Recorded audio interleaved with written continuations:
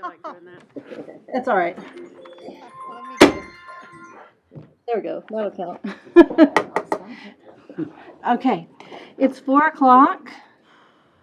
Happy New Year, and welcome to the January meeting of EIC. And I will open us in an invocation.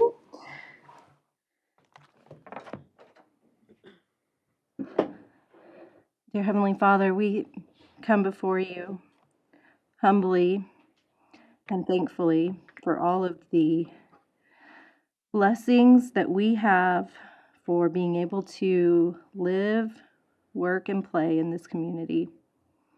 We thank you for blessing us with a beautiful place to live.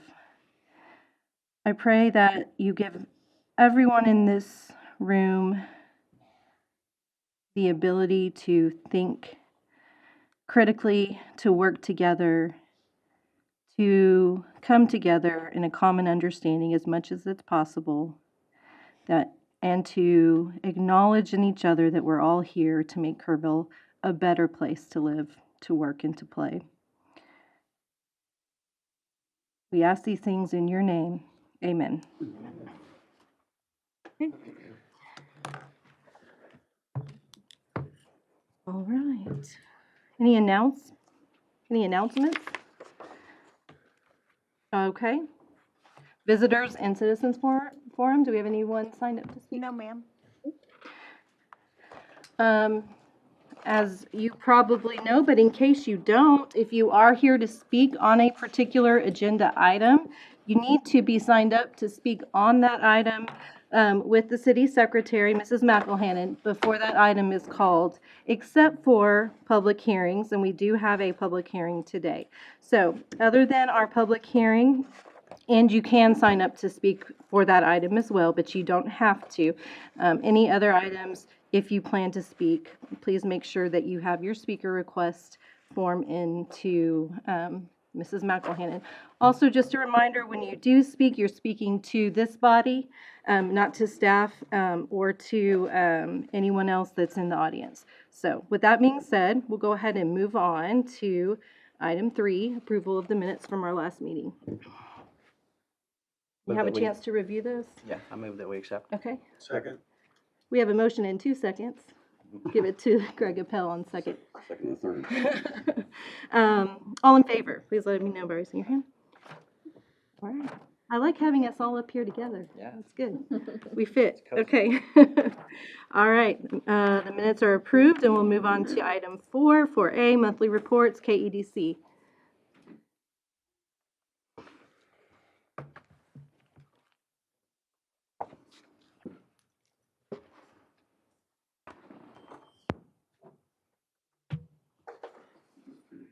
Madam Chair, members of the board, today instead of a report, we're going to be presenting the strategic plan. That's a 2-year roadmap.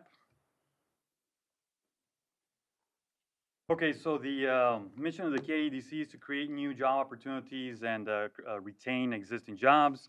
And that's all done through the lens of economic diversification, generating wealth, and then also creating a reliable and sustainable local economy. And this particular plan, as far as the implementation, or at least, it was derived from the stakeholder retreat, which some of you all were involved with. Also the 2050 comprehensive plan, and then last year's strategic plan as it pertained to workforce.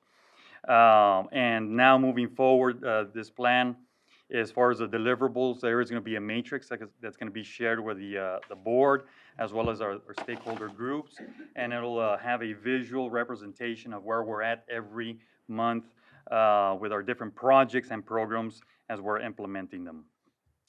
So the strategies that we're going to be using are what I like to call 7 pillars. That is marketing, BRE, workforce development, and then recruitment, entrepreneurship, and then the 2 newer ones are budget management and then executive leadership and leadership coaching. So I'll start with marketing. On the marketing side, that is a 3-prong approach. So it's communicating with our stakeholders, our stakeholder groups, communicating and marketing within the community, as well as marketing for investment, which is really the core of what we do. Stakeholder communication. So really what we've been doing and now really taking it up another notch is communicating regularly with our different stakeholder groups. That includes the EIC, the city, KPUB, and the county, making sure that we have consistent messaging with our groups, and then in turn helping us identify needs and opportunities, basically being just kind of hearing from you all as far as like what else do we need in the community. Then we'll be reporting on our projects as well as the return on investment for all the different projects that we have, and then the impact that all those projects are having in the community. Then community awareness, that is just really, we usually get, there's a lot of people, and not just here in Kerrville, but really, throughout the country, that they have an idea what economic development is. So it's us really coming out here and explaining what economic development is, and then specifically in Kerrville, what it means to Kerrville. And then also just kind of highlighting, okay, what's the importance of that in Kerrville as well as some of the other communities, and why are we doing what we are doing. Basically, that's what we want to do. And then report on the return on investment for both the organization as well as the different projects that we're working on. And a case in point, it's Killdeer. That's one of the ones that we use as an example as far as the impact that it's already having in the community. And then the strategy there is having a series of podcasts, both as a guest and then also as a host. So we're going to be relaunching a podcast. Well, we use a lot of people. Katie's going to be doing that. No need for me to be in front of a microphone like that. And then really get on a schedule of issuing some press releases, and then our social media activity, engaging with that. And then something that we're going to be doing that we have not done in the past, at least since I've been here, is a annual report.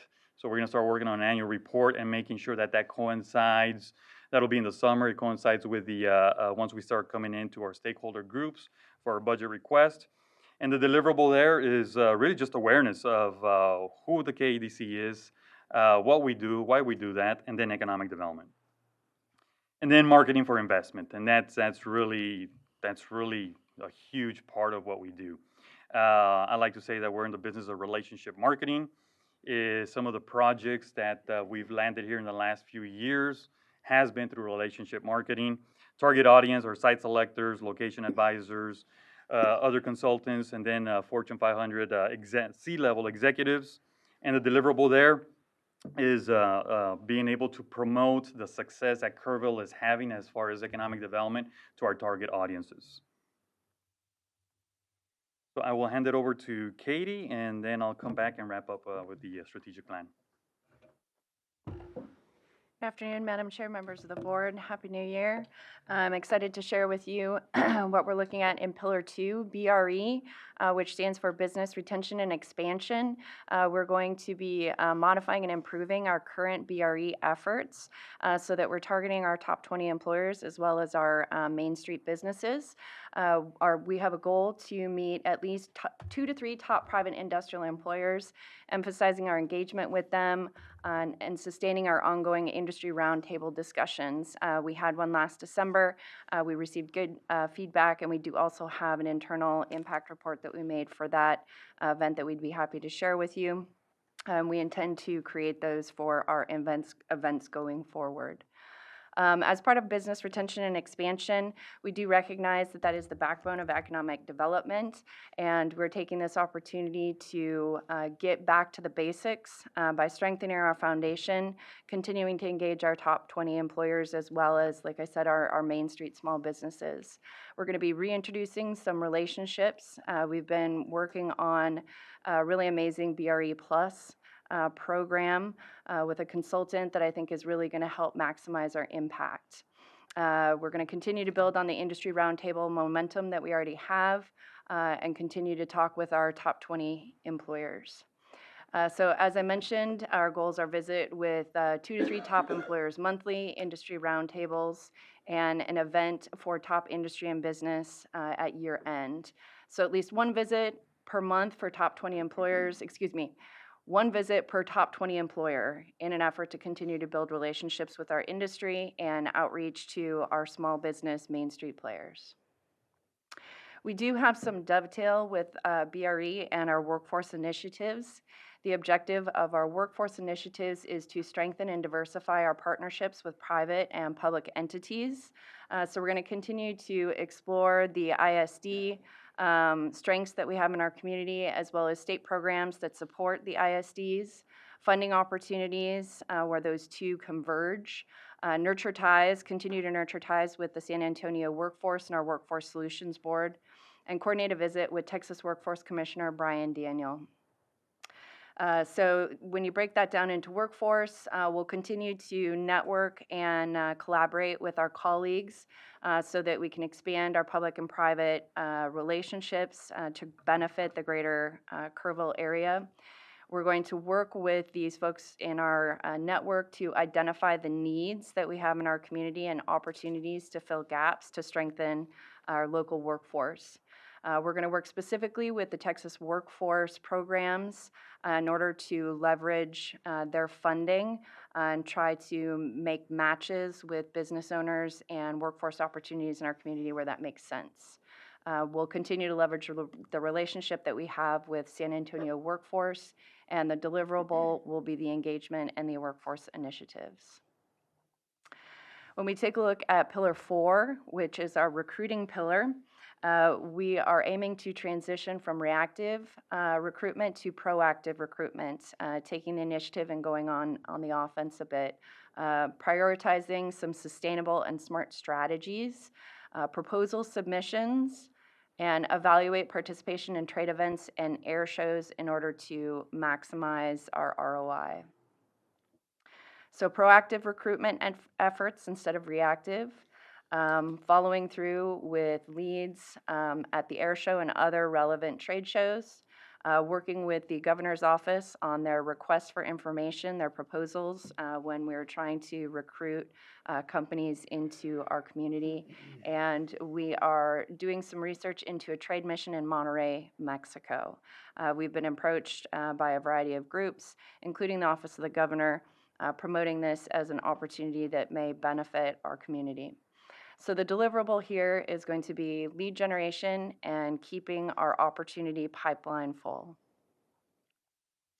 For entrepreneurs, Pillar 5, this is another big measurement for economic development. We are collaborating with a few different folks on launching a virtual incubator. We intend to transition away from the Innovation Forum and closer to the Venture Crawl like we hosted last October. We were recently invited to a gala in Austin coming up in April. It is a VIP limited seat invite-only event that's going to be focused on the entrepreneurship ecosystem and how the greater statewide folks can come together to support that. And we're excited to see what leads come from that attendance. We're also looking at exploring potential revenue streams through memberships in a virtual incubator. So it's our goal to relaunch the Entrepreneur Incubator Center. We, at this time, intend to continue with a virtual structure. We are researching some hybrid solutions. The Venture Crawl to replace the Innovation Forum. We believe that it will create an opportunity for the KEDC to generate some cash flow. And most importantly, we want to provide more support, even more support for local businesses and startups in that entrepreneurship category. So our tentative schedule as of right now, again, we're still researching the best business model and concept to deliver this, but we're looking at 12 online in-person sessions for entrepreneurs, small business owner, business students, et cetera. And the deliverable will be a membership and entrepreneurship center. And I'll turn it back over to the executive director. Thank you, Katie. So pillar number 6, that is the budget. So now we've been working with the chair on a monthly basis and looking now at astute budget management, and basically now really ensuring that towards the end of the year, because towards the end of the year we're always, in a scramble as far as the budget, but now making sure that we have some surplus. And again, the deliverable there is a balanced budget. And then the last pillar is executive coaching. That's both for Katie and myself, because contrary to what everybody might think, we actually need a little bit of mentorship. But we've been doing this, but now we actually put it in there as a pillar. And then in addition to that, participating or being members of at least one statewide committee and one national committee to make sure that the organization gets that national exposure. The matrix now here is our KPIs. So again, on a monthly basis, at our board meetings, as well as with our stakeholder groups, which could vary from monthly to quarterly, providing an update as to where we're at. And usually this is what we provide towards the end of the fiscal year when we're coming in for the budget request to make sure that we're hitting on our indicators. So 24 to 28 marketing pieces per month. So that could be a range of, podcast editorials, different national media publications. That's 4 to 6. Making sure that Kerrville is at the national level, getting some kind of coverage by trade publications. And then our top 20 employers, which are primary employers, making sure that we have at least one in-person visit with each one of those companies, and that's part of the BREE program. And then the quarterly roundtables, we've been usually doing 3 of those, so we're going to stick to the 3 that we have. And that's, again, for our top 20 employers, where the executives of those companies come in. And when I say top 20 employers, it's outside of education and government. It's those companies that are in the commercial sector. So it's those that are primary job generators. So the Petersons, the James Averys, so on and so forth. So combined, you're looking at about, when those people, when those executives get together, they represent almost 7,000 employees here in Kerrville. And then looking at continuing our quarterly meetings with leadership, members of leadership and workforce, and that's both in San Antonio as well as at the Capitol. 16 to 20 leads from RFIs. Those are requests for information, and then being proactive on the business recruitment side, and then ensuring that we sign up at least 20 members in the virtual entrepreneur center that we're going to have. And then having one event for these entrepreneurs, which in this case is the venture crawl. And then our monthly meetings with the chair for the budget, the executive coach meetings, and then, as I had mentioned, being part of a state and or a national committee. So these are the KPIs that were approved by the KEDC board actually today at our noon meeting. And it's a 2-year work plan. And the reason it's a 2-year strategic plan, but we're calling it a roadmap, is because we are now starting the 2nd year of our 3-year service agreement with both this board as well as the city. So we said, let's go ahead and just do it 2 years. And then once we get close to our final year, then we'll start working on the 3-year, which typically, hopefully, will have another 3-year service agreement moving forward.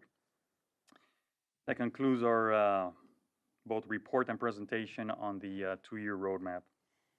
Happy to answer any questions. Questions, comments? Madam Chair, as this board's representative to the KEDC board, I just would like to share with this board that, and as I think most of you know, I spent my working years in the economic development trade. This is a remarkably well-balanced and sophisticated program that Gil and Katie are running, and a very active, engaged board. To me, it's really remarkable for a community of this size, with the budget that it has, to be doing the work that they have. It's really remarkable. The community is very fortunate. Thank you. Greg? Kyle? I had a thought when you were talking about switching from reactive to proactive recruiting. Correct. It makes me feel like maybe you've had the successes and the wins, and now we get to be a little more thoughtful and we're more in the driver's seat. Is that a correct? How would you describe that shift? So success follows success. So we've had, obviously our big, win. Hopefully another one here in the next few months, and that attracts other companies. So now we're able to we have something we can shop around. So yeah, most definitely now going from, and we've been pretty proactive, but I would say now we can be more assertive. I liked hearing that. Great job. Okay.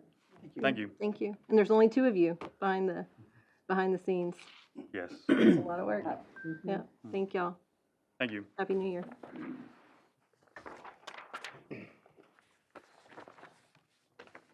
No one no one signed up to speak on that? No, ma'am. Okay. All right. 4B, project status update. So, thank you all for taking the time to be here today. Happy New Year to everybody. Between last time we met and today, there hasn't been too much progress on construction standpoint, so Christmas time is a little bit of a light year. Progress at the hospital is ongoing.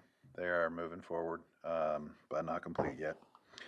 The fitness park, the Louise Hayes Fitness Court down there, updates I have on that is that probably going to start a shade structure over that this week, but we still have punch lists for those folks to finish up. So Yes. it's What's the problem? Yeah. I mean, this has been going on for 6 months. so it's always nice. The punch list is the least favorite part of any contractor's job. Have we And already so- paid them in full? No, there's retention still there, but it's like just getting them back. I mean, that's really is the problem. Can we do So- it ourselves and just, Ashley, what Hold the what are retention. the items, Ashley?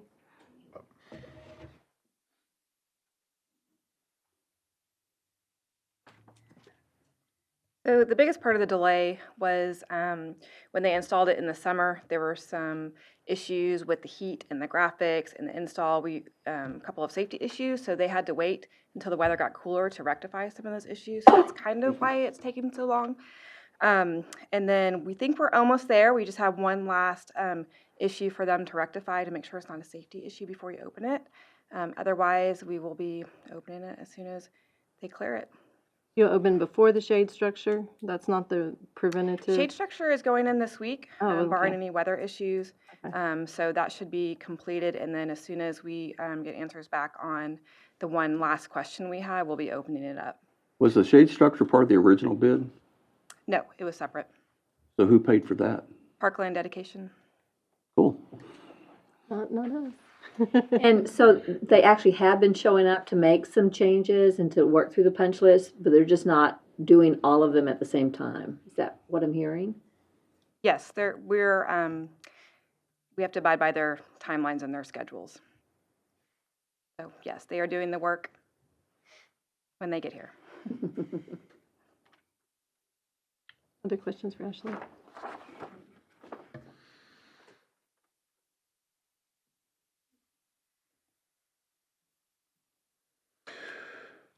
Let's see, number 3, the streetscapes. I think initially we were hoping to get the railing done in December, but K-Pub was it was challenging getting everything done on their end. The supply chain issues are still out there, still part of the deal. So we're finalizing contracts with the fence installers for their insurance. They were missing a piece of it, so that's part of the requirement for our contract. And so the fence installers for those portions in between the garage on that space should be coming next. So more to come on that. Downtown River Trail extension. Well, we're closer than we were last time. We're not there. So we have easements in the hands of the owners. There was 1 or 2 changes from one of the owners. So they're not finalized completely yet. And at this point, one of them has been denied. Which one? So we're still working through the negotiations about trying to finalize, trying to get them to the other side, but the Calus have initially they've said no to the Did they say why? request. No, I think what our focus is at this point is to get the other 4 easements completed and then take it back. But at this point, we're gonna have to come back to you guys with the agreements and reevaluate those because we're not going to meet the deadlines that are in place for the end of that contract with the city on this one. So, yeah, This has been going since June or May or June, yes, sir. A while. so. Are you the primary on the, I'm sorry, are you the primary on the easement discussions? Yes and no. So Malcolm, what's Malcolm's last name? Matthews? Malcolm Matthews has kind of always been our sort of right-of-way agent. And Malcolm kind of midway through, decided he wanted to take a step back, and we had some actual kind of IT security protocols that made it a little bit challenging for him to access our system. We couldn't allow it. It was a whole lot of stuff. This was all during the transition when EA left and we were searching for Dalton. And so, yes, it was me, and then so me, and between me and Mike, we were working through it amongst all the other projects that we were working on as well. So, yes, me. Is it fair to assume that if we don't get all the easements, that we can't do the River Trail extension downtown? That's exact. Well, so you started this process years ago, right? And your hope was to go west. And the reason we couldn't go west was because we don't have the easements, right? And so that would stop it. So I'll go back to my question. Have they given you a reason for not giving the easement? No, not that I know of. Which piece of land is theirs? Excuse my naivety there, I don't know. Where the heritage tree was? In between the AC Shriner House and Mr. Herring's building. Oh, gotcha. How much have we spent on that piece of the trail so far? So you've got it in there. Let's see, we've spent to date on that downtown River Trail project $375,000 all told. So that's the design for all of it at this point. So explain again what you mean by the expiration, not meeting deadlines, what that, 12-month contract, and if they can't. Well, get it so- in 2 months, and we have to renew it. start over. Despite yelling, Mike won't let me put these contracts together with unlimited timelines. He makes me put an end date in there, and for really good reason. But when I was talking to Mr. Hewitt about, if we were to get everything done today, would we be able to get done by our deadline? And it was going to be really close anyway. So now with these delays, we'll have to come back and just kind of So reevaluate that this is a contract that we will have to approve again, is that between EIC and the city between council. the Yes, IC ma'am. and, okay. Yeah, so your expiration date will be, it'll come and go before we're done. Will it invalidate any other contracts besides the one that we're signing? Or do we have any other contracts that are pending? No, it's just with the No, ma'am, just this Just one. that one? Yeah. Okay, Yeah, so we haven't led any construction because we weren't gonna Right. start until we had all the easements. okay. Aren't the Callos preparing to do some project on that piece of land? I've been hearing rumblings, but is that public knowledge or not? Rumblings is all I hear as well. So, and that very well could be the case for them now, right? Probably So, some question about what they want to do there. exactly. And that was, a part of that was, using that property as a laydown yard. So, concrete pumping truck right there. So you imagine, imagining the river trail in that section is very steep, right? And so that's an ideal location to stage that pump down there. Mr. Hewitt's kind of evaluating other options for us to use absent that. Thought about next door neighbors. It's a pretty good imposition to have a concrete pumping truck, in your driveway or on your grounds.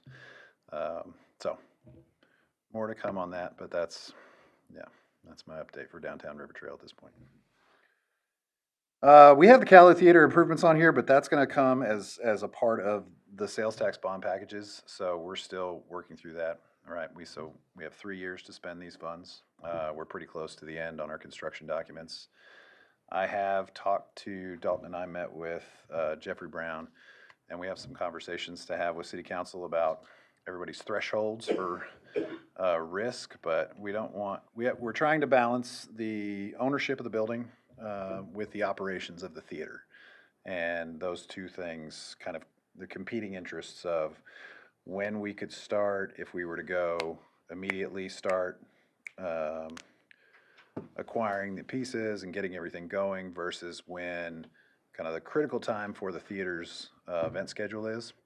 And so, once we get a chance to kind of talk to council and work through that, I'll have more to bring back to y'all on the What theater. happens if it fails in the meantime? If it fails, then it fails, and there's the funding that you all have put into the theater is for capital improvements. Right. Right? Not for repairs.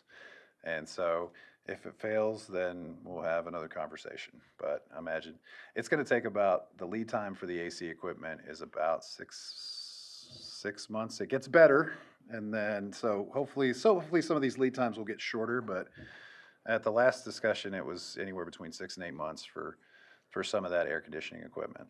So, once we finalize everything, I think our plan is to go ahead and, we still have to have some conversations with the architects and with staff, but even if we have to purchase those items and stage them in our yards or somewhere, it's gonna be quicker to have those staged and move them to the facility than to not have bought them and wait. So, we're gonna try and be as proactive as we can be on it. And then Travis Street Pump Station, so that is coming to council in February? Yeah, February. So we'll start working through that project in February, and that's for the design engineering. This is for the pumps? Yes, sir. Okay, that was presented to us as a emergency request that we had to have these right away. I remember that. And so, Whatever. yes, it is. Well, so in conjunction with other projects that we were doing, that was kind of a part of making those projects go, was that. Just a And so- longer term emergency. Yeah. But as far as operationally needing it today, no. And with that, I will turn it back over to you, ma'am.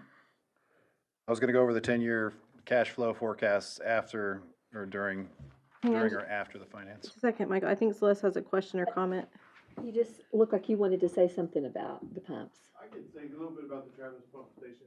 We've been working with Please. Thank you, Stuart. Stuart Barron, Public Works Director for engineering. So the Travis Pump Station, we've been working with an engineering firm on a couple of different other projects as well. We have them identified what we need to do. We're just trying to package them all together. They're having to do some additional modeling to make sure the backside of the pumps actually are gonna get flooded properly, so we can pump it up the hill. And that's what's taking a little bit longer, is for them to put all those numbers together. So I want you to know it's not just sitting there not doing anything. We are working on it. We just haven't come to a place where I'm like, yeah, that's a good amount of money to spend for that amount of work, so. Okay. Our beautiful hills. I'm sorry, what were you saying about the sales tax bond project update? You were gonna do that later, is that what you said? Trina's gonna do your finance presentation, Okay. so we can go through that forecast. Okay. That was a request from the board, was to bring back that 10-year forecast and discuss Okay. that. Okay. All right, thank you. So that'll bring us to the monthly financial report.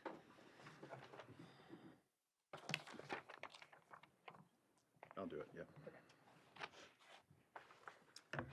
Good afternoon, board members. All right, so we're looking at December financials. Okay, and I caught a little error here that I didn't change, but I'll let you know. Okay, so December, on sales tax, your sales tax came in at $389,000 for the month. And we told you last month that was a 3.2% increase, and that was for the October sales in the economy. We don't have any analysis, a little bit early this month, so I don't have a breakdown for you on that, but we'll get that presented to you. And since it's early, we have not yet received January sales tax. We should get a advice on Wednesday, and that deposit will be on Friday. But so be it, my mistake. Year-to-date budget estimate is $1.228 million. You've earned $1.230 million, so you're ahead a little bit by $2,500 for the year. So that's pretty good. Your next revenue down is your interest income, and you earned $75,614 for the month. Of that, $39,835 is interest earned on your revenue bonds. Those are sitting in tax pool account. We created a separate account for those so that we can be transparent and keep everything clear of what's earned. So right now, that portion is a little bit hands-off. We're not gonna touch that. It is subject to arbitrage calculations, at the end of every year. Our Hilltop Securities will do those calculations for us. Basically, if you earn more, interest on that income, you could possibly be subject to a penalty if we earn more than what we pay into interest for the bonds. But that's over a period of 5 years. That'll be reviewed and looked at, so we'll let you know how that transitions out. Let's see, and then you can see you have 20 million in bond proceeds that came in, so your revenues for the month, 20.4 million. Down in your expenditures, you had your monthly City of Kerrville contract payment and then your debt service payments that went out. And nothing else in projects for the month, so it brings you to a net position of 20.3 million. Okay, on to the cash flow.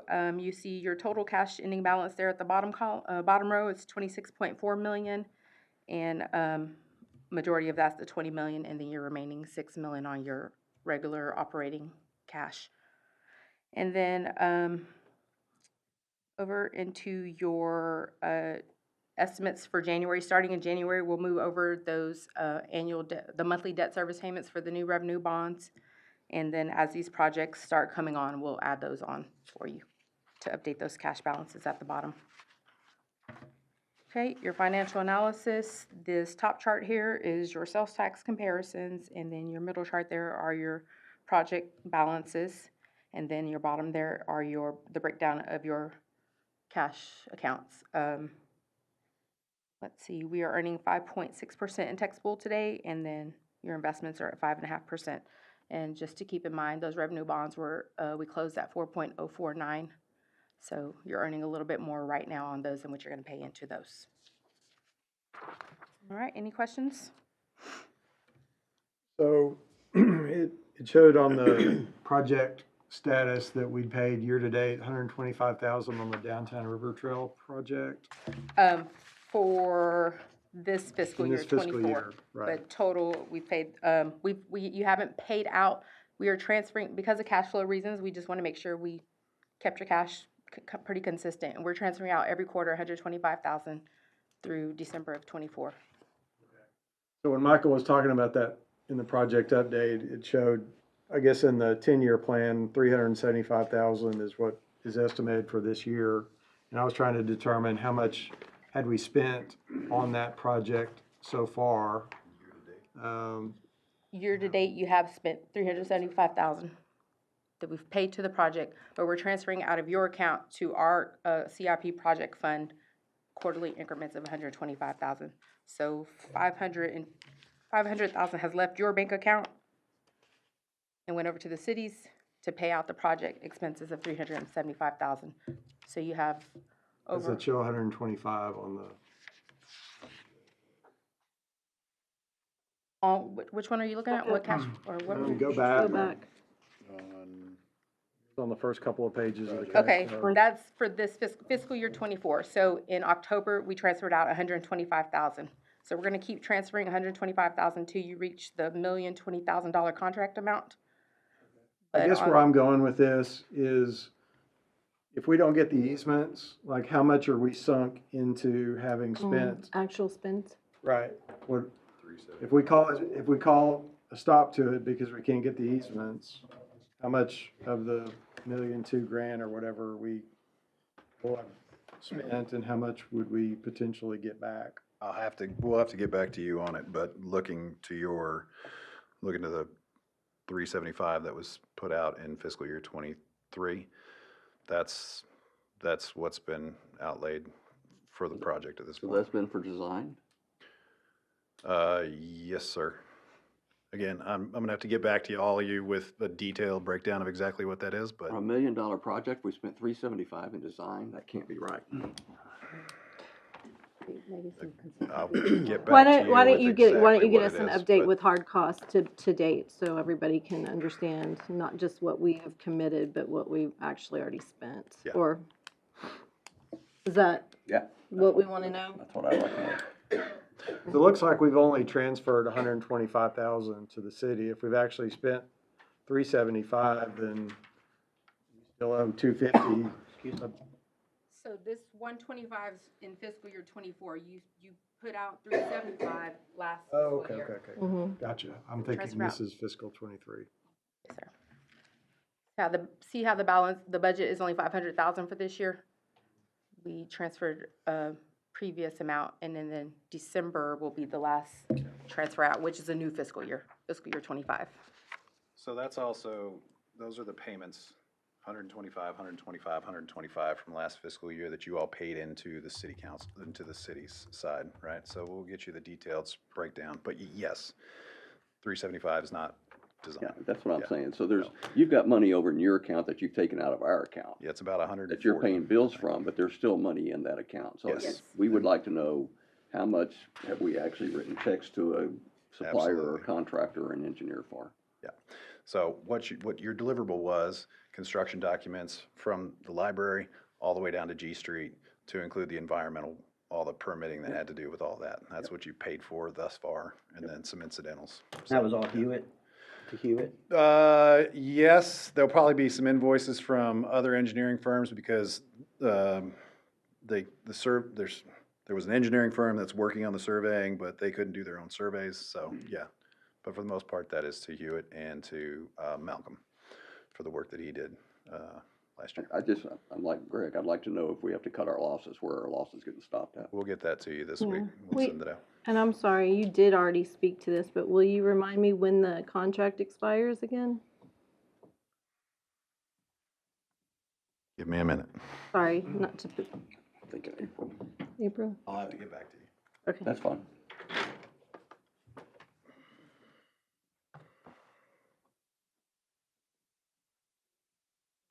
Done? I am done. Or any more questions on regular financials? Were we rolling in the bond project update, or was that just the update of us receiving the funds as part of this budget update? Yes, that's part of just regular monthly financials, and he's gonna give you an update on cash flow as far as with projects and how that will transpire. And that's also under this item, so are you gonna We do can that at this now if time? you want to. Are you planning to update us at a different time? It's germane to the public hearing. Okay, so you're planning to do it, then that's fine. Okay. All right, any questions, other than what we've already addressed? Thank you, Trina.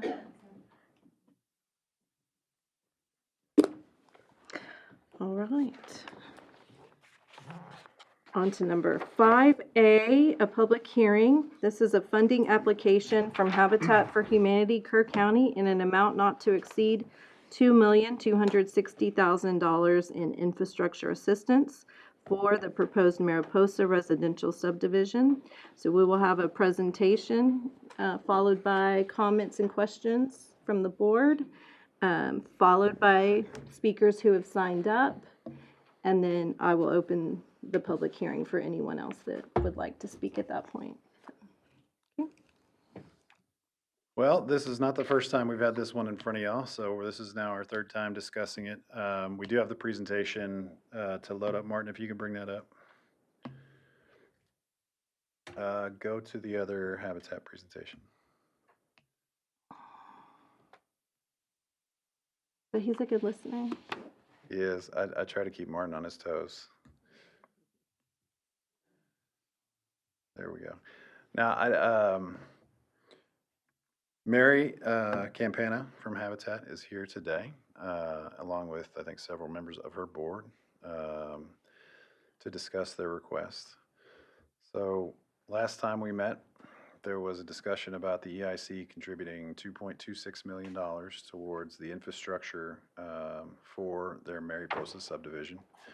That would be for the entire cost of the infrastructure portion, the public infrastructure portion, as it were, of that project. The total project expense is about $16 million, I think, and Mary can speak more to that in a minute. Just for everybody's reference, this is the proposed subdivision, and this was from Mary's previous presentation. So what you'll see at the bottom right there is that they're proposing, unlike their current habitat models, to create a model that is sort of 1/4 traditional habitat homes and 3/4 more workforce housing. So you see in the traditional models that those homes have, they're a little more austere. There aren't garages necessarily. So what you'll see now in these workforce models that they're proposing is a single car garage. These are about 60-foot lots for the most part, 50 to 60-foot lots. So not small lots. And this would give them an opportunity to sort of ramp up their production and give them an opportunity to build more homes per year than they traditionally would. And so the request from the EIC today, though, is for $2.26 million. And so what you see in your financial 10-year analysis, cash flow analysis, are kind of 3 iterations, and those are on your table there. Martin, can you bring up that 10-year cash flow for us?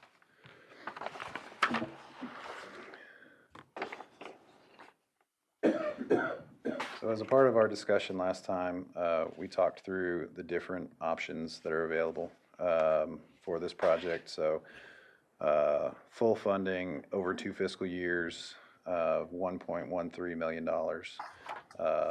fiscal year 24, and then again in fiscal year 25, and how that would impact the bottom line for the EIC. One of the things that I do want to mention, though, is that as we discuss this, we use a really conservative cap on our revenue. So we put in a 1% rise in revenue as our justification. So we always want to be conservative with our revenues and not conservative with the expenditures, just to make sure that we're, being financially prudent with your cash. So you'll see on the fiscal year 26, 27, and 28 is where we've highlighted those fund balances where they dip kind of below that $2.5 million mark.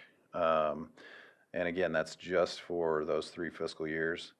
And again, I will highlight that's just us using kind of a 1% increment in the growth of the sales tax over those years.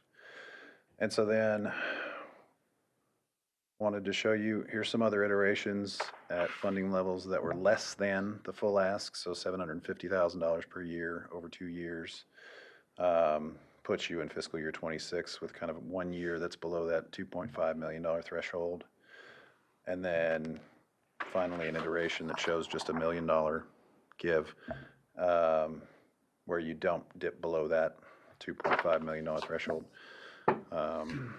So I don't have much more. We've talked about this one. Mary did send out some financial estimates from her board the other week to you all, and so I was going to turn it over to Mary to go over any questions, concerns that you all had, and then come back for any questions, ma'am. Do you have those slides available that she sent?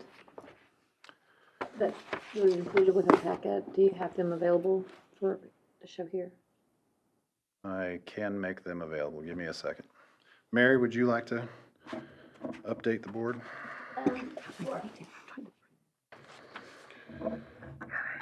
Basically, is we were asked to, sorry, I'm shorter than most people. We were asked to run the scenario if we got 1.5 million of the ask and how that would impact our project. And basically what it would do is it's going to extend the construction timeline by a minimum of 2 years, and will increase the amount of our financing needs, which will also significantly increase the amount that we would need to borrow at that point. So what we would have to do is to go back and evaluate, can we really add these workforce homes, or do we keep doing traditional habitat and build homes without the upgrades and that kind of thing? It is an option to get debt. It would be very challenging. What we'd have to do is raise that gap first, and then we would work on trying to get finance. And I'd have to get with my board of, are they willing to take a risk to get over $2 million of debt, and that. So we'd have to weigh all of those options. But in a nutshell, it extends the timeline. We'd build less houses, and it would be more expensive for us to build. So therefore, we can't pass the subsidy on. We're really trying to target that unserved market of the 80% median family income and below, and we can't target that. The less expensive we build the houses, the more subsidy we can pass on to the homeowner so they can qualify, is how our model works. So, While he's working on the slides, are there any general questions while we have Mary up here? So how would it change the number that you would be able to build? well, we would reduce the number of workforce houses. Our plan was to do 10 a year, 5 traditional habitat, which is the 60% median family income and below, and 10 of the workforce houses. And we would reduce that to probably 4 to 6 of the workforce houses and 3 to 4 of the traditional.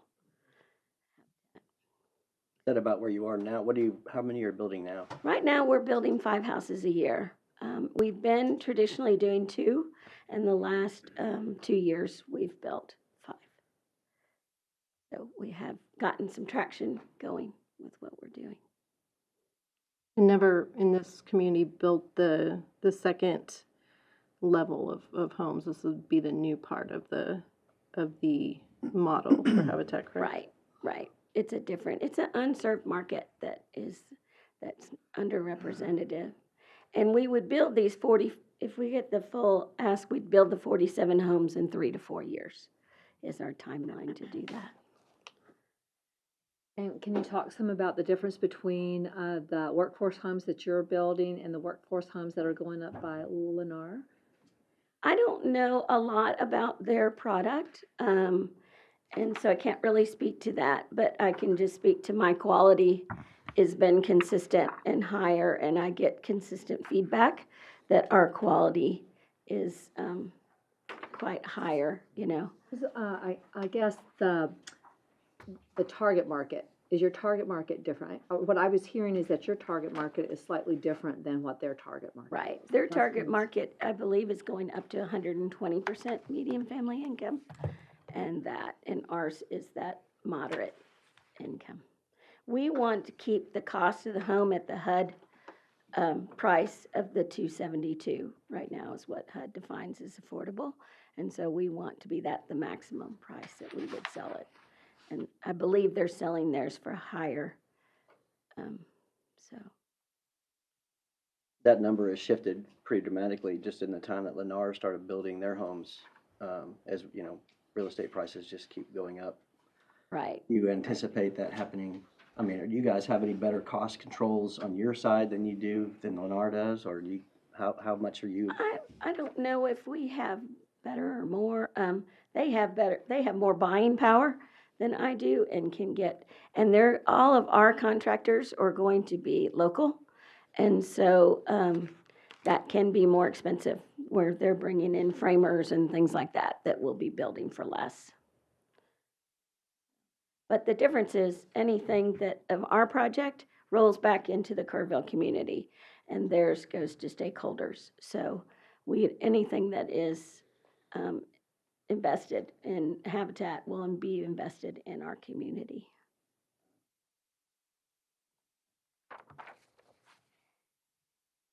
Any other questions? And I believe in our presentations, we have some designs and those kind of things that we brought that what architect on our board was going to present, so you could see, visually what they The look like. visual that we saw just now in the presentation with the materials on the exterior, would that be what with It the would be rock one of and the one designs, of the yes. designs? Yeah, and we've looked into different textures. We're doing the garages.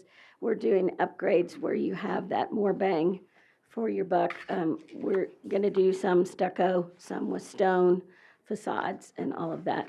The idea is to blend into the neighborhood, that you can't show what is the difference of where Habitat starts and the existing neighborhood. And we've had success in other areas, habitats of doing that. There's a history of that.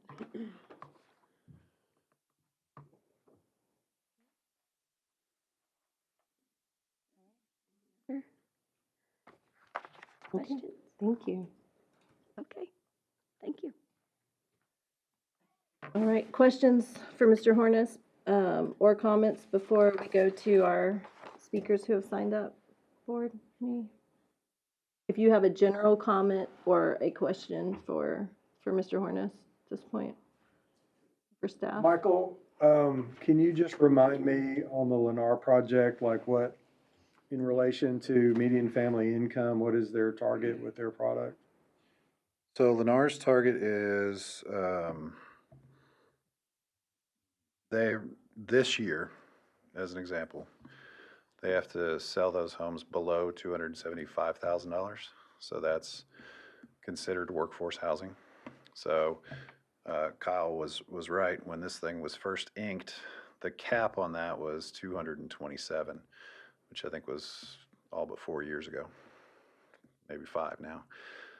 So June of every year, they'll update that number, and historically, it hasn't gone down in the last 5 years, and it'll keep going up. Hopefully, it won't ramp up in the same way that it has in the past, but it's hard to think about that number being $300,000, but it seems like it's going to be there pretty quickly. Some other counties, Gillespie County's already at, I think it's above that. It's 350, I believe. Well, and I mean, the idea that the model is based on the reporting of income levels in our community that goes to the state for an average for the household. Then you take that average household, the median level of the income, and you say that, I believe HUD says that you can't spend more than a third of your income on housing. So if we're looking at 80% of what is the median, or what is reported to be the median, to 120%, that's the workforce housing model that we use. That's Is that correct. accurate? Yes, ma'am. And that's why it's floating as those numbers come in from our community that should be accurately reporting what people are actually making in Yes, the ma'am. community. So part of that is an adjustment for what's being reported as salaries in our community as well. So as that number. Wanted to make sure I hadn't forgotten. Yeah, not. Okay. Other questions or comments for staff before we go to speakers? Okay, Shelley, you have speakers signed up? We do have speakers signed up. Do you want to go ahead and open the public hearing? I can again? do that. Okay. All right, it is 4:57, and I'm going to open the public hearing at this time. Weir Labatt.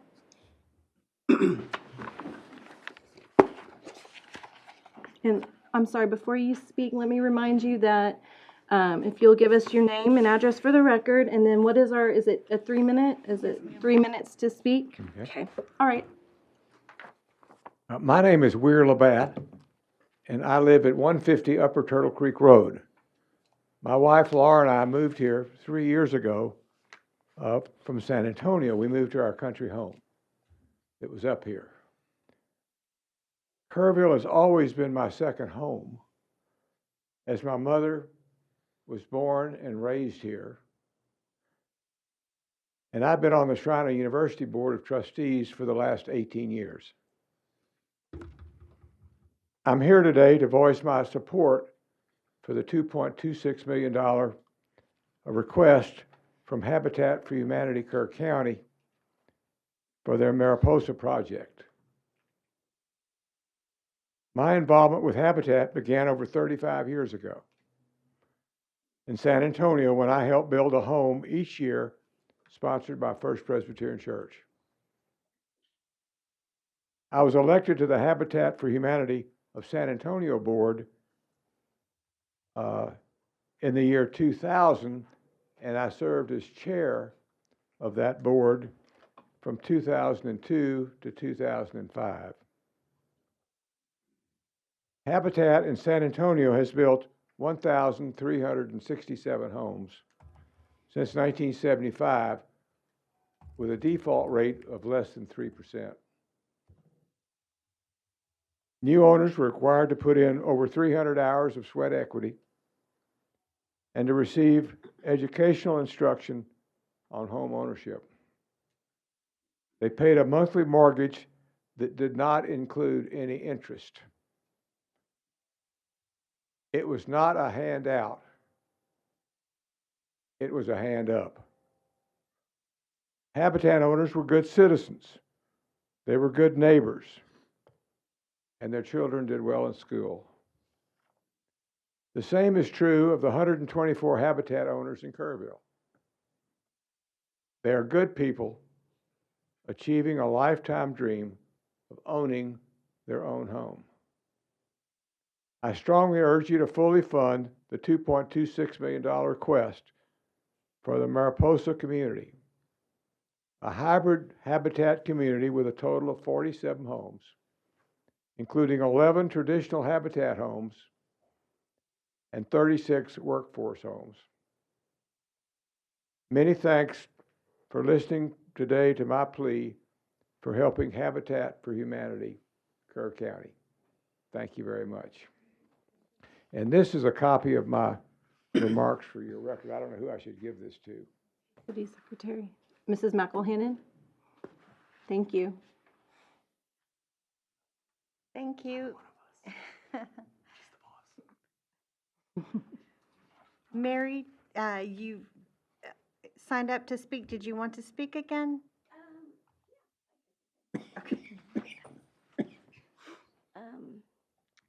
Okay. Madam Chair, esteemed board of the EIC community, I am the executive director of Habitat for Humanity, Kerr County, and our address is 121 McGinnis Court. This EIC investment is not merely a financial injection. It's a game-changing moment for Habitat Kerr County. It is about elevating our mission in the most efficient way possible in terms of time, cost, and quality. It will propel us to do 5 times the production that we're doing right now. And then it'll start to create a system of sustainability. We will build those 47 homes within the 3 to 4 years.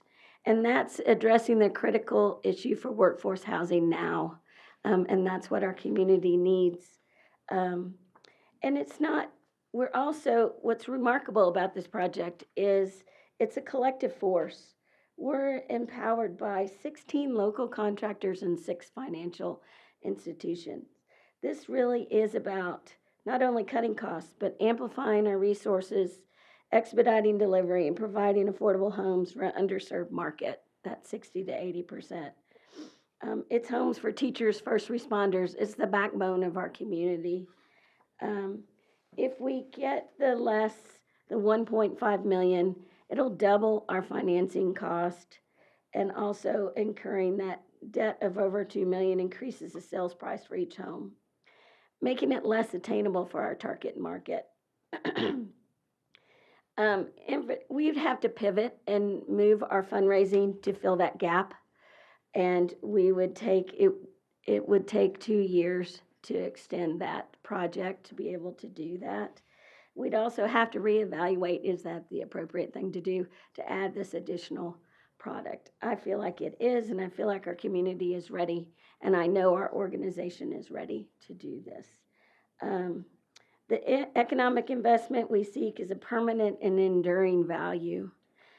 With compounding interest and rising construction costs, any compromise diminishes any chance of any kind of sustainability for us for a future. Our goal is to build the workforce product as inexpensive as possible, passing along the subsidy to our target market. Where we stand apart is, like what I said, all of our resources go directly back into the Kerrville community. Consider the economic impact of Mariposa. It's a staggering $16 million for Kerrville. It's about the promise of change that ripples through our community. So, I have to say. Tabor McMillan.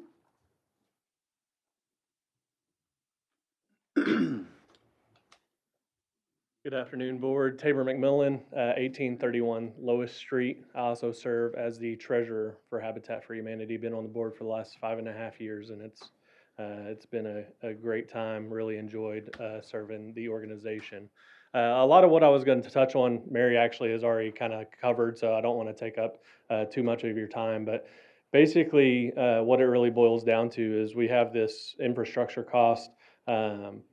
Any difference between what the actual cost is and what we're able to either fundraise or what any grant is given, we're most likely going to have to finance. We fundraised for the land purchase for several years. We were able to purchase that using cash. So even with a full grant of the 2.26 million, we are anticipating needing to probably borrow at least $1 million for this project.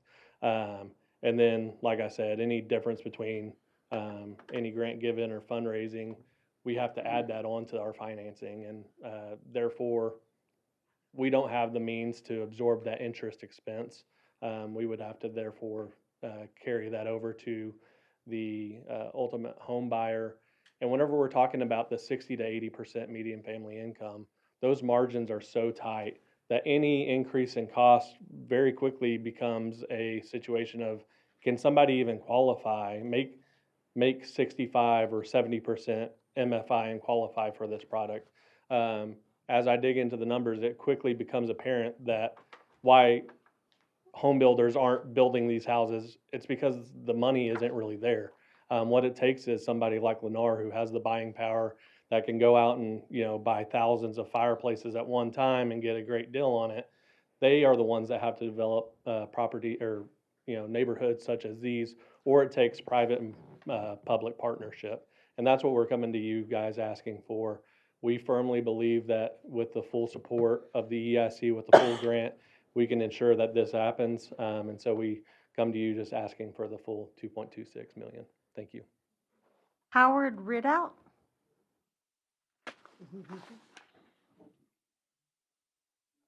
Guys, we're going to cover you up a little bit. Martin, if you'll wait to start his time until he's ready to speak.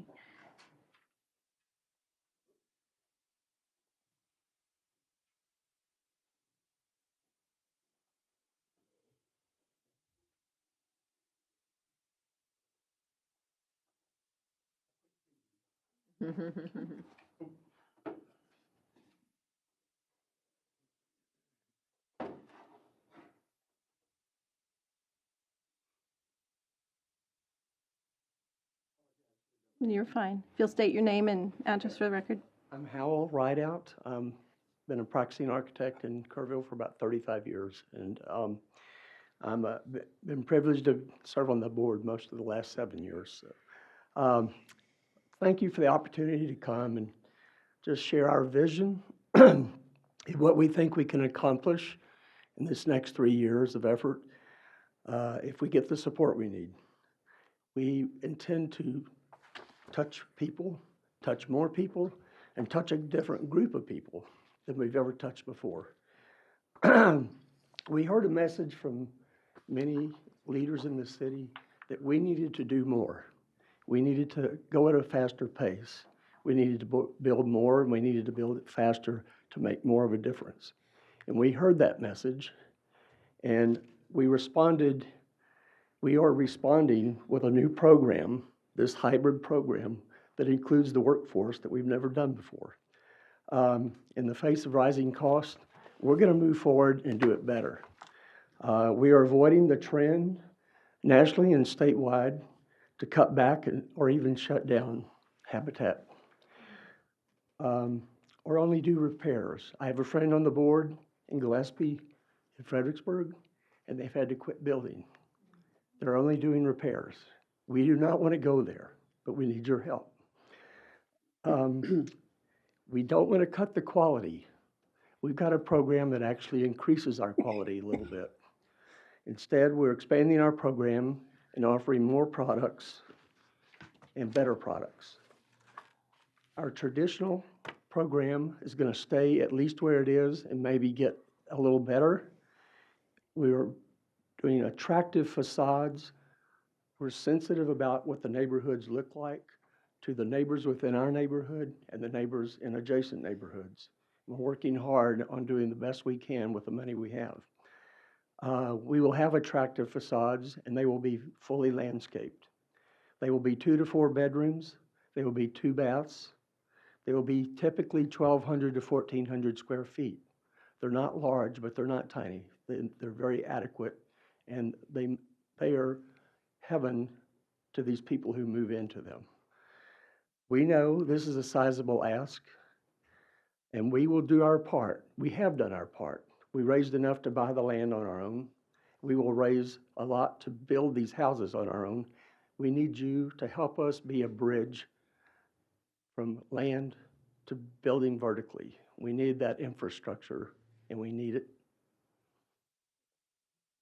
with the full ask, because that's what's going to keep the momentum of this plan going forward.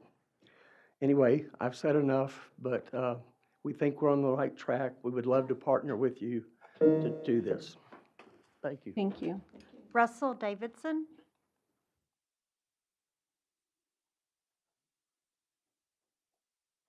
Hello, everyone.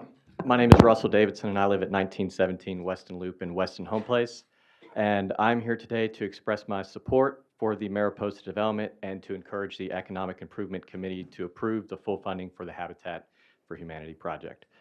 We all know there is a need for affordable housing, and I believe that this development will be able to provide that affordable option to many deserving families in our community. When the project was first announced, many Weston Home Place residents had immediate questions and concerns, and I believe rightfully so.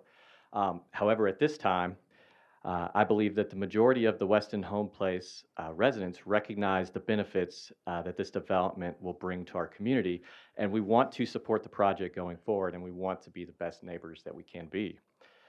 However, we do want to make it very, very clear that we are still concerned about the connection of Bow Lane to Bow Drive, which will be creating a throughway from East Main to Singing Wind. Connecting these roads and allowing non-residential traffic to pass through will impact current Weston Home Place owners, Pinto Trail residents, which is the neighborhood to the north, as well as the future Mariposa families. Now, understand that we're not here to discuss this actual traffic issue right now, and I don't really expect any kind of resolution anytime soon. But I do know that there will be a time in the future to discuss the possible solutions, and I believe that it would be an absolute shame if lack of funding would be preventing us from building the best possible options for all of the members of the community. Basically hearing kind of what they have added to this, it sounds like the funding is going to be able to provide them to build a higher quality home. Obviously, that's going to benefit their future residents. It's also going to benefit everybody in the surrounding communities, so that seems like a really win-win scenario for everybody. So in conclusion, I would just like to encourage the EIC to approve the full funding for the Mariposa project with the intent that we will continue working with Habitat for Humanity, city officials, advocating for the best possible options to build the safest neighborhood for the current and future residents. Thank you for your time. Thank you. Greg Richards? Good afternoon, Greg Richards, 501 Earl Garrett. I am not on the Habitat Board, nor are they a client. These are purely my own comments. If you turn on your TV, you can see everyday crisis all around the world. And without thinking about it, you ignore a bunch of them. Why do you ignore them? Well, it's not because you don't care. It's because there's only so much bandwidth that you have to be able to pay attention to and try to be a resolution for whatever the crisis is. The crises that you tend to pay attention to are the ones that have an impact on you. Your house burns down, you're going to pay attention to that. A flood happens to your neighbor, somebody that you care about, you're going to pay attention to that. And what I want to call out is that we are in a crisis. This housing crisis has not gotten better since 4 years ago, almost 5 years ago, when I started on the EIC board through when I ended last year. And we've made some strides towards addressing that crisis, but more needs to be done. How does this crisis affect you? Well, it's going to become immediately apparent someday when you call and you ask for fire or police protection, or you want a better teacher for your kid at the school, and they're saying, we just can't get them here. We've got a KEDC that does a fantastic job of bringing jobs to Kerrville. Those people have to have places to live, And this project is a great way to make a significant dent in that crisis. When I sat where you sat, I struggled with the same question over and over again when somebody presented me with an opportunity as an EIC member to approve a project like this. And my two concerns were always, is EIC funding really necessary to this project? In other words, is this money that EIC would put into it, does it go straight into the pockets of the developer and just make them more money? And I never got an adequate answer to that question. The other question I always had was, who am I partnering with as an EIC representative? And sometimes you don't know who those partners are. In this case, you've got a nonprofit organization where you absolutely know, based on an established track record, that they're going to do what they say they're going to do. They're going to sell these homes to people who qualify for them. And even if it does go to the bottom line, that bottom line is only going to be putting money back into more projects for this community to help us solve this crisis. Now, I know you guys have limited resources. And looking at the numbers that were presented, the resources get thin for a period of time, but I think this is absolutely the right time to approve this project fully funded to help them accomplish their goal. When I finished EIC, the mayor asked me to come to a meeting and gave me a certificate, and she said, well, do you have any parting comments? My parting comment then is the same as it was, or my parting comment then is the same as it is today. If you have the ability to move the needle on providing workforce housing to this community, do it. Thank you. That's the end of the signed up citizen speakers. However, this is a public hearing. Okay. This is a public hearing, which means you don't have to sign up. Is there anyone here that would like to speak to this item who we haven't heard from? Okay. George Broody, 1616 Glen Road. So to a couple of things. He talks about moving the needle, and I would propose that this may not be moving any needle. At the end of the day, we're using locally public money for a local problem. So ultimately, the housing costs is really housing affordability is really a relationship between the community wealth and the community housing costs. And we're changing the housing costs by using the community's wealth. So we're not really, all we're doing is removing around the money. So that's one reason why this is really not the best way, using public money to solve the housing problem that we have. We do have one though. And as Ms. Clarkson pointed out, the way to do the housing costs affordability issue is essentially, is it affordable to the person that's buying it where their housing costs are only 30% of their housing income? That number, 272, just so you know, is the absolute maximum you're allowed to use for our local economy, but it's not based on incomes. That number is based on the median sale price that's going on. So that's the absolute max. The next, you have to actually, for affordability, utilize two things.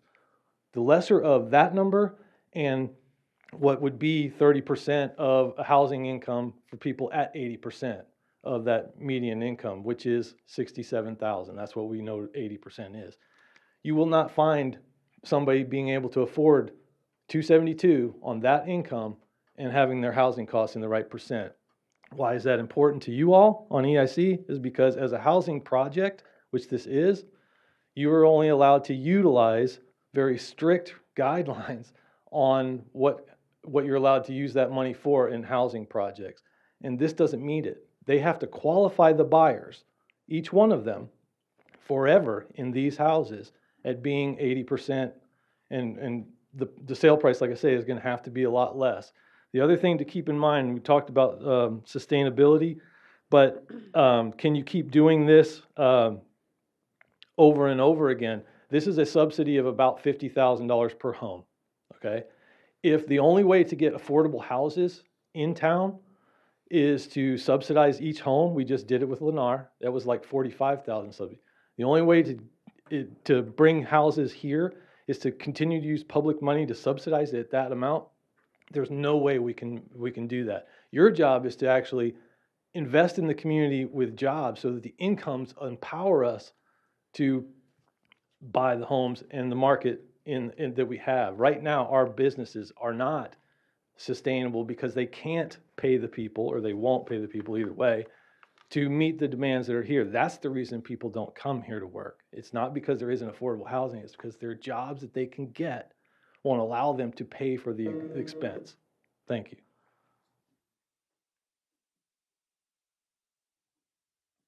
Yes.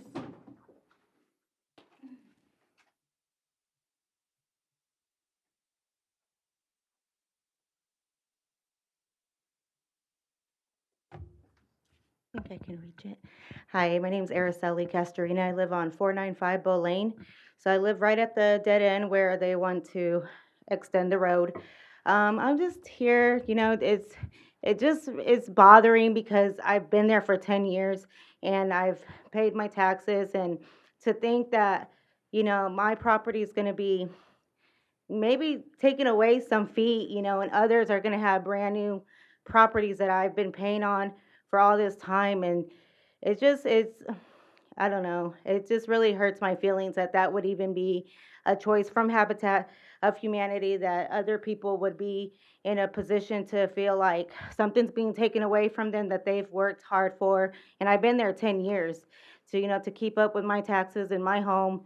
And so I just feel like it's not a good idea. And the amount of money asking, from the cities, that's a lot too. And with the children and the traffic that we may be coming through, just so busy, I just don't think it's fair to us that have been there this whole time, trying to make a living and have a home for our kids. And when I moved in, they had told me that I was getting a, bigger property, and I ended up paying an extra amount of money to get that property. And to think that now that some of that property may be taken away from me after, I was, paid an extra amount to even have that property. So, I just coming up here today just to share my feelings and thoughts about that, because I just don't think that it's fair for them to have to extend. If there's going to be building, of the Habitat of Humanity homes, I understand that, but a gate or something, to just cut through our properties like that, that's, kind of a lot for all of us there in the Bow Lane, the 4 houses there on Bow Lane at the other end. So I just wanted to share that. Thank you.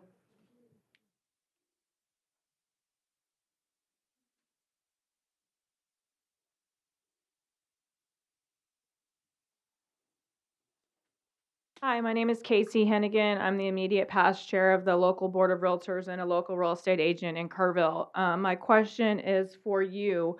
How many people are on the wait list? Casey, actually, We when can't- it has to come to us. Okay. It's not, it's Okay. not for. Do we know how many people are on the wait list for the Habitat homes in Kerrville? Like, how many people are in need of this?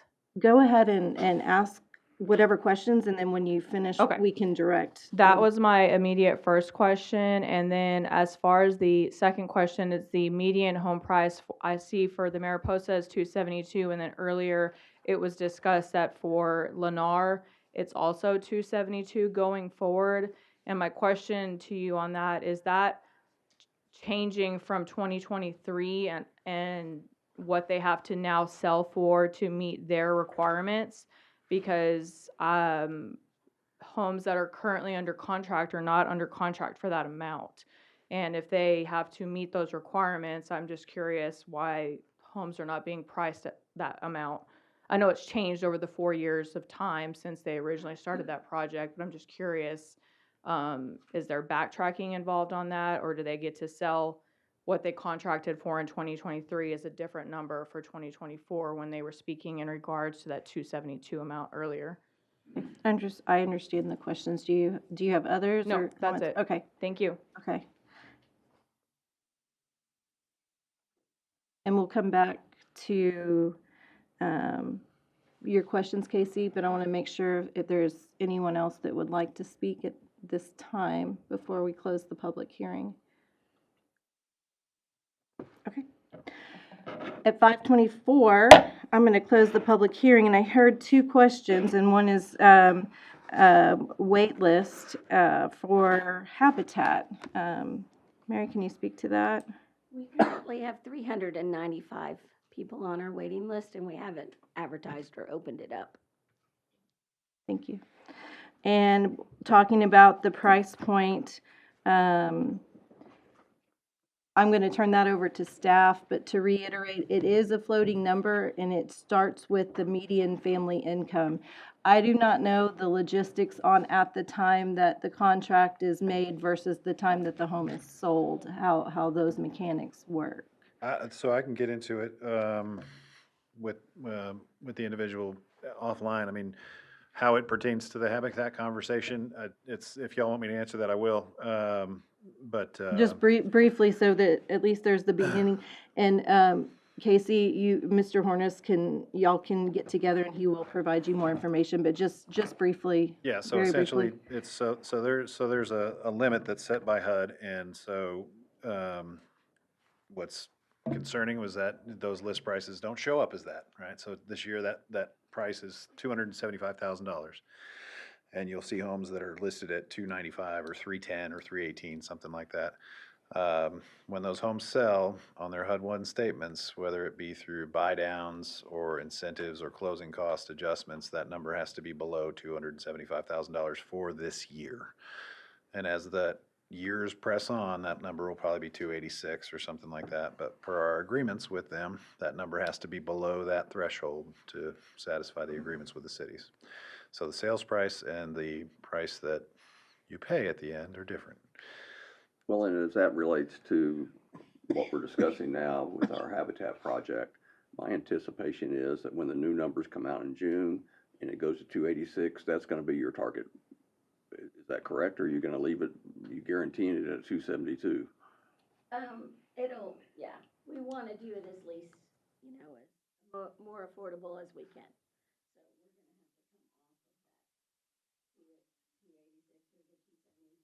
Able to have someone qualify. Okay.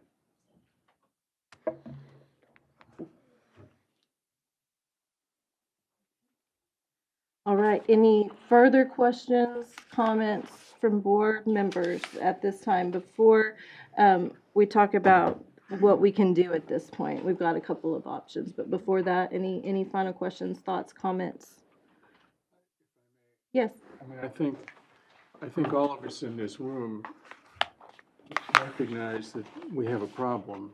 I mean, Greg Richards used the word crisis, and maybe that's appropriate, but we know we have a problem in this community relating to housing stock not meeting the needs of our workforce and our community. I think we also, most of us would recognize that this is not unique to our community. This is not, Kerrville didn't create this problem. This problem occurs all over the country, and it has been in place for a good 50 years. It's only becoming apparent to a wider population at this point in time. So whatever the root causes are for this, people in this community are not responsible for that. It's part of a much larger, broad systemic problem we have in our economy and our country, period. It's obvious to everyone. It seems to me that what you're offering here, the Habitat program, I've participated in it in other communities, and my wife has. I think most people would agree, as far as from a perspective of a nonprofit, not-for-profit organization trying to make the world a better place, do good things in a community, Habitat for Humanity is the gold standard, period. It also strikes me that setting aside conveniently, for the moment, issues of the costs and the numbers, and I know they're very real to look at. Part of what I like about this is you have, as you do in most Habitat for Humanity programs, you have community leaders that have really put the shoulder to the wheel in this thing. They believe in it, they're on the ground, they do things. This system, this new concept you're using is innovative, it's creative, and I think we ought to encourage that. We need that sort of thing, because nothing else is working. Our system simply isn't meeting our needs, and this might help. It obviously will help. The question is going to be, essentially, is your total package price $15 million for the project? 15. So we're talking about a 15% essentially incentive. And I would argue that this is very much a fundamental economic development project. You can characterize it a lot of ways, but it darn well is economic development, because if we don't find a way to improve this in our community, our economy is not going to, we don't have a good future. And a 15% incentive package, public incentive, is absolutely normal and typical today for anything that is a good economic development project. So from my perspective, I'm very, very supportive. I know we'll have to have a real discussion about the effect of this on the EIC and its finances, and that's a different issue, but I hope we can find a way to support this. Thank you, John.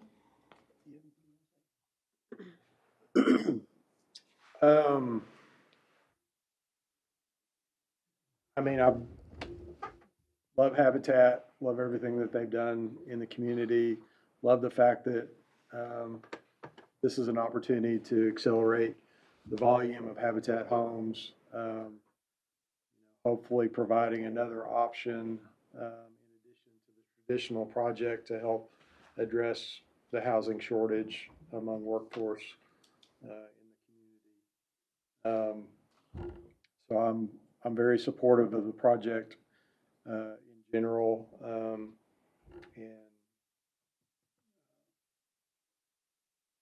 and we've done a lot in the community the last couple of years. I think my questions about the project just have to do with, how do we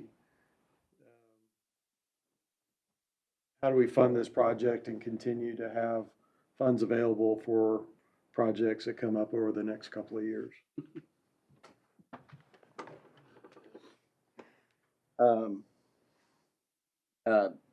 Tip of the hat, because you guys are fantastic. I've been in this community now for 20 years and have contributed to Habitat in lots of different ways, whether that be working on houses or doing talks to your home buyers, playing in the golf tournaments, all kinds of things. So know the group very well, very well respected. I think it boils down to, and a number of people have said this very well, it's the greater good situation right now. We have got to move the needle forward on this problem, and it's a chicken or the egg to talk to Mr. Rudy's comments about how to go about this properly. And I've been working in boards and committees my whole time in this community, and this problem has been around from the beginning. It doesn't ever change. Chicken or the egg. Right now we've got chickens hatching all over the place. We need to build some eggs to let them live in, so to speak. Anyway, fully support it. Love it. And I don't want to discount the comments of the folks that live in that neighborhood and they're concerned about the traffic flow. I hear you. I think there's probably ways to resolve that. And I'm sorry that there are those concerns, but there's going to be concerns in every single piece of land that we look at for these kinds of things. There's going to be something. So we have to overcome that somehow. And so with due respect to those folks, we hear you. We want to make sure that that is resolved as best as possible. That can be determined, I guess, as the project moves forward. I think one of the things that Mr. Baruti spoke to is that we're just moving money around. And it feels to me like we're moving money from some of our community that has more wealth, and we're helping to create the potential for people who have not always had access to developing wealth to have an opportunity to hold onto an asset that can create a foundation for them to build from. And I think that that's really important to think about that. And it's, that part really appeals to me about this project. I support Habitat. I support the full $2.26 million ask. And here's why. This is not the Economic Fund Balance Corporation. This is the Economic Investment Corporation. This is an investment in our community. And while the fund balance goes below what others may wish, That is based on not only a very conservative increase in sales tax revenue, but also includes future projects in 2026, 2027, and 2028, the years that are in question, of over $2 million. Do we want to be able to approach future projects with money that we can help solve a future problem? Yes. We have a project right now. It's not a future project. It's right now. We can fund this project at the full ask, make our community better, and change a lot of people's lives. And so, when it's appropriate, I would like to make a motion to that effect. Board, citizens, and staff, this has been a really, really good conversation because we're a really, really good community with a lot of thoughtful people. And I thank each and every one of you for being here and for the time and effort that you've expended to get us to the point where we can make an informed decision. That won't be perfect for all, but that this body, as a majority feels comfortable, will be for our community something that improves or enhances our community. Before we go any further, we have two options. If you would like, we can make a motion now. That motion can be this public hearing is an amount not to exceed $2.26 million. So we can entertain a motion. We also have the ability to go into executive session if the body feels that we need to discuss any matters with attorney or anything that that we need to bring up that is not the time to bring up in an open session. So I'm going to turn it over to you all. Mr. Herring, I think you said, Councilmember Herring, I think you said you were going to go ahead and make that motion. So go ahead and make your motion. I would move that we approve the funding application from Habitat for Humanity Kirk County with an amount not to exceed $2.26 million for the proposed Mariposa subdivision. Second. Gary was the loudest. All right, we have a motion and a second. Before we take action, is there any other discussion among members? I've got a couple of questions. Okay. So looking at the 10-year plan cash flow projections, we're showing $1.5 million annual debt service reserve. And as I recall, we're subject to certain conditions when we may or may not actually have to put that money up. So I'd ask for clarification on that. That's going to significantly affect the amount of resources that this body has. So that's built into your analysis there, you see in those year-end projections. Yep. So, what was your question again? So we may or may not actually have to put that money into reserve, and if we don't, we can spend it. But what are the conditions upon which we would have to put that into reserve? So, the conditions upon which you would have to put that into reserve, well, we are placing it in there now, right? So, I thought the bond had some sort of covenant that said that if our debt service was above a certain amount of our income or something, we had to do that. That is correct. So it's two times the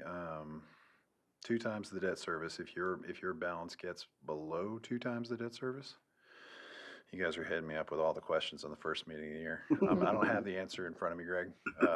Let me check. That with sounds Trina. familiar. So we're a little below that. So as long as our revenues don't decline, we should stay well below 50%, which means we don't have to put that money into reserve now. And again, we did that to be conservative, Right. right? Placed So it in it's there. in reserve. Yeah. So it's not going to be put into reserve, it's already there. So this balance is But it can be pulled from. already taken out. And there's some conservative buffer in there with the, anticipated projects or other things that we kind of use as placeholders as well within that. Well, that kind of gets me to my other point, because typically, I mean, the amount that's been plugged in here for potential future projects is pretty low. in my mind, and I know we're slowly building cash back up. But it doesn't take a big project to eat up 500,000 or even $1 million a year in grants in the future. And I guess that's kind of where my concern is, that we're sort of leveraged up on the bond side of things and not having a lot of money in pay-as-you-go grants. If we weren't having to keep that $1.5 million tied up, that would be somewhat available. I know we've been probably very, very conservative on our estimate on revenue growth, but even if you change it from 1% a year to, 3% a year, that's not moving the meter a whole lot in terms of what we have to spend.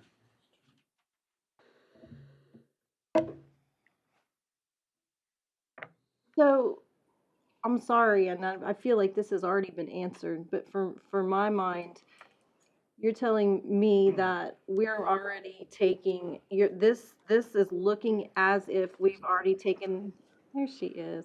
Yeah. Before I blather on, Julie, do you want to speak to those issues and questions that Greg has raised? About the debt service. Mm-hmm.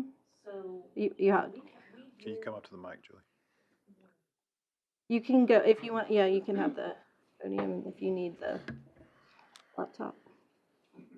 I had the answer in my head, but I don't. So if I'm understanding, the question was that if we do this, that you're still okay not to have the reserve account, is that correct? That's the question. Right. So the cash flow, and Trina, correct me if I'm wrong, but takes into account that this project was funded at multiple phases at the 2.2. Is that right? When we did the cash flow for the debt service before we issued the debt. Okay. Mhm. So that was taken into account whenever the cash flow was built for the debt that we just issued. Because this Okay. was already on the books for consideration, and we didn't want to put us in a situation to have to reserve fund that. Perfect. Mhm. That makes So the sense. cash flow that you see already assumes that Habitat was built into this at, was it 2 times or 3 times? Well, there's two different scenarios, one that has Correct. the full amount, Yeah. one that has $1 million. Right. At the 2.26. Mhm. Yes, and we were at three times the debt service when we issued, according to Ann's calculations. So we've just got that money designated, kind of separated out, but it's still on our books, right? The debt For service? the- Well, for the 1.5, reserve the account. reserve. Well, we don't really have to have a reserve account, so At the way. 1.5 times, if it gets below that, then we have to. Right, and we're at 3 times. And that's one of the reasons we had Ann come and kind of, Right. because we can do 50%. I know there was a concern about that, our debt service was 50% of our revenue and those kind of things, but that's not really how they calculate municipal bonds. And they look at what we're able to, with the money we have and the future forecast that we have, how much more times could we pay the debt service that's on the books than what is actually there. So that's why we had Ann come and, talk about that in specifics. And so being 3 times the debt service is pretty healthy. That's, of course, like you said, if our revenues don't decline, and, we did estimate this pretty conservatively. And our budget this year was flat, but I think we only have this at like a 1% growth. So it's pretty conservative on the sales tax side. I think Greg's question, maybe if I can Sure. try to reiterate it, is that 1.5 million still accessible to us if we stay at that 3%? And then we could replenish that if we drop below that at some point? Right, and so if we were to drop below and we had to do a reserve account, we could do that. But the way we're doing your debt service and the way the ordinance is written or the resolution is written for this debt is that we basically are moving the amount of money each month over. So that's being removed. We're assuming that that's expenses happening monthly, even though we only pay it twice a year. So that money is being moved over to a separate account every month. So this year it'll be 8 times. Next year it'll be 12 times. So we just have to move, whenever we receive sale tax every month, we move that portion first before we do everything else. So you'll be able to see that clearly set aside. But that was factored in whenever they did the debt service. So is that a yes? Yes. To my question? Yes, it's accessible until we spend it, and then. That was a roundabout way to say it. Yeah, so. It is not in a place where we can't That's right. spend it. That's Okay. exactly right. It can still be invested, we can still use that, Well, and it it just does feels like not that have was to be part of your restricted. conservative efforts to make this look as dismal as it could possibly be. Yes, And that way, we don't make a decision, your worst case scenario. That's right. That's your job, I guess. yes, yeah, because, I mean, and we saw that last year, we thought that sales tax was gonna be, 6% better. We've been seeing double digits and all of that, and it came right at 5 point something. So we feel like we, were right on what was happening with the trends, and so we watched that pretty close, because the reality is, we're not gonna see double digits over and over and over, year after year. Not in this economy, and not when we had such big jumps. It's just not, it's not feasible to think that. So yes, we are conservative when it comes to revenues of most kind, especially if they're not something we can definitely put a nail in and say, this is what we're going to get paid for something, because we just don't know.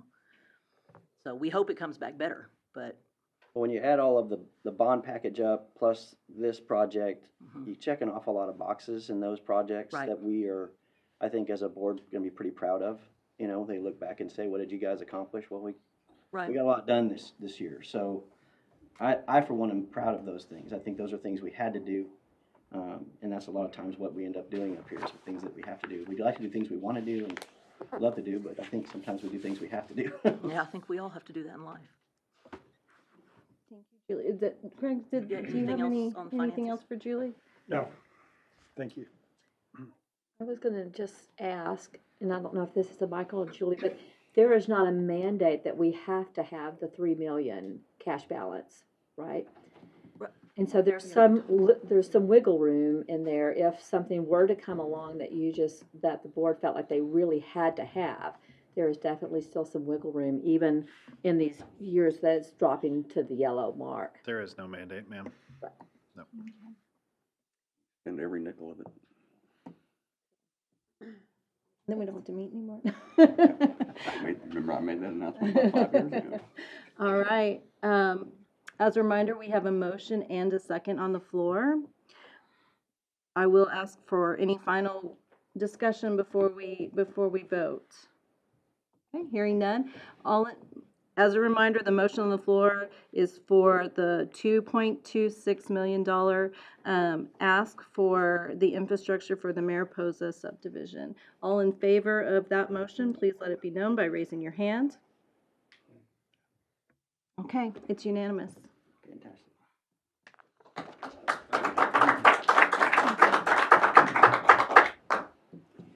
All right. And if you were here for the habitat issue and want to excuse yourself, please feel free to do so, or you can stay with us while we carry on to other matters. Thank you, guys.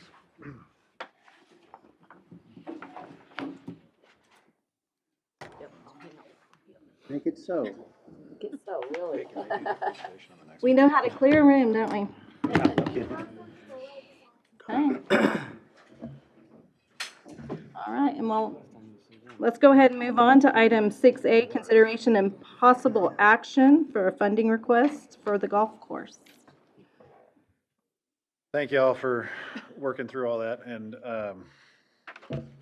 February meeting, I'll be better than in January. I don't know what it You're is good, today. you're fine. We asked a lot of questions. There was, well, that was a big one, so, what's next? No, I know, I'm just trying to think about how this is all playing out, because I struggled in the last month to kind of figure out what are all the questions I'm gonna get from you all and how I'm gonna answer them. So I have my lawyer here with me to help answer these questions. So, what did you all approve? You all approved $20 million worth of projects, and we listed all those projects, but it also said kind of other things. And when we were talking with bond counsel and with the city attorney's office, kind of questions about what are the best practices for how we should go about doing this. The advice from the bond counsel and the city attorney's office was do the process that you normally do. The process that we normally do is ask city council, come ask you, you think you want to do it, call a public hearing, and then go back and ratify that with city council afterwards. And I'm getting the same stares that I gave to Mike and the bond counsel when I had this discussion. So we've already done this, sort of, right? But so that way we keep everything very crystal clear, we're gonna have to come back with funding agreements between the city and EIC for each one of these projects. So we're gonna go through this iteration. We aren't prepared for all of the projects anyway. So we are prepared for one portion of one of the projects at this point.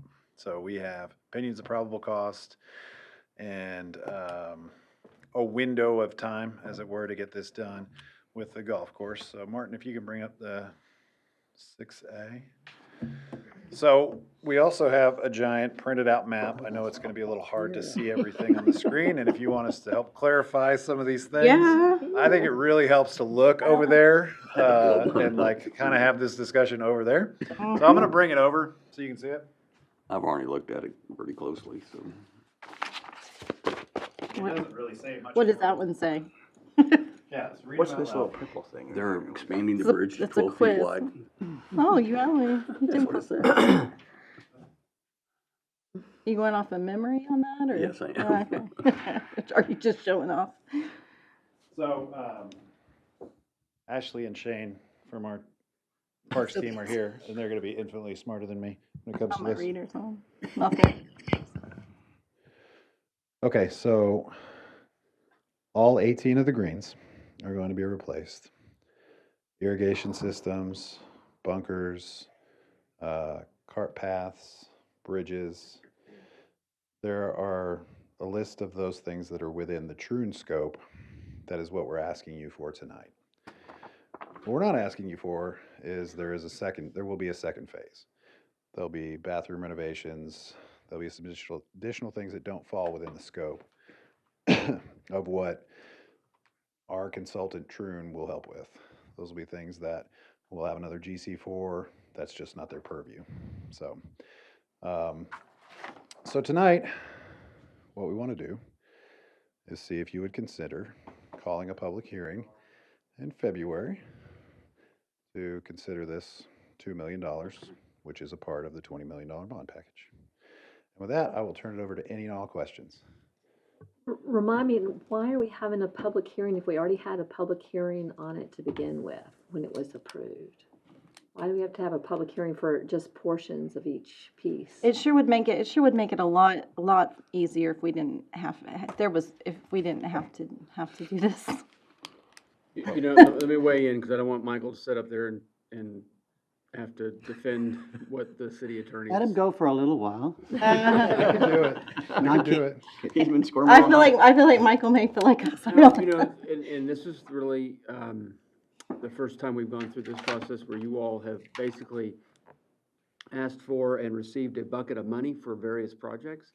And so you have this bucket of money, which obviously you went through a public hearing and a bunch of public discussions, not only in this body, but council, as to those specific projects. But, so now you gotta take that bucket of money and parse it out to these projects, and I think you do. You need to enter into funding agreements with the city, and what that entails, which is there's a process part of that, and there's a public hearing process part of that, because everyone needs to be on the same page as to the scope, the timing, the specific amounts of money. And when I first started thinking about this and the timing through it, I'm not the expert on it, so I reached out to our bond counsel about it, and we both agreed that that's the way to do this. Mr. Hayes, just I always think in kind of strange scenarios, and I apologize. So this project comes, or one of the other projects comes back, it has to pass another vote from this board in order to move forward, is that correct? Yeah, with pursuant to that specific agreement. I mean, If that vote doesn't pass, well, then you're gonna have, a bucket of money that's not used, right? Or some portion of it, or it could be used for other projects. yeah, right. Can I just make a Please motion, don't make please? my life complicated. Can I make a motion that we go ahead and approve this? This is the purview of the board. Yeah, I move that we move forward with this $2 million request. Second. We have a motion and a second. Any other discussion? I just need to ask for clarification. Are we, the motion is second to have a public hearing?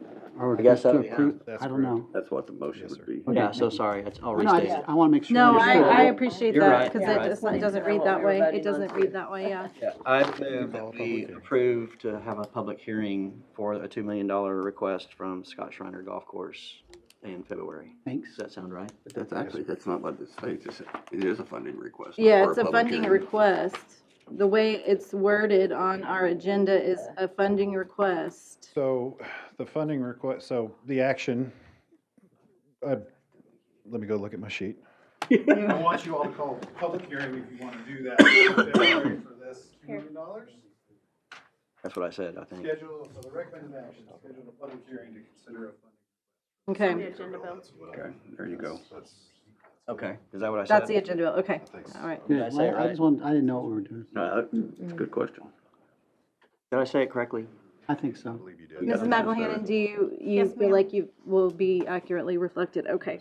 All right, they feel good. So moved. So we have a motion and we have a second already, correct? Yes, ma'am. I continue to second. Let's go ahead and vote right now. If you're in favor of that, please raise your hand.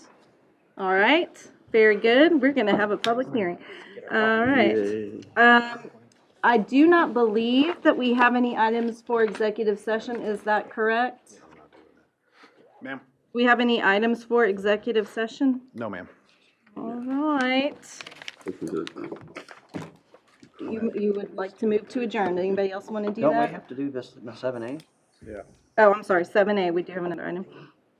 Well, those are items that are eligible for executive session. Do we have any updates under item 7A for Megacrete Habitat, which we've already heard from Lennar? We need to discuss at this point. We can discuss it out in the open. The agreement was signed by Ms. Clarkson and the folks from Megacrete. So that's the last Oh. update I've got. And we're gonna start the zoning process. So So they have chosen Kerrville? That's a, they have signed the agreement.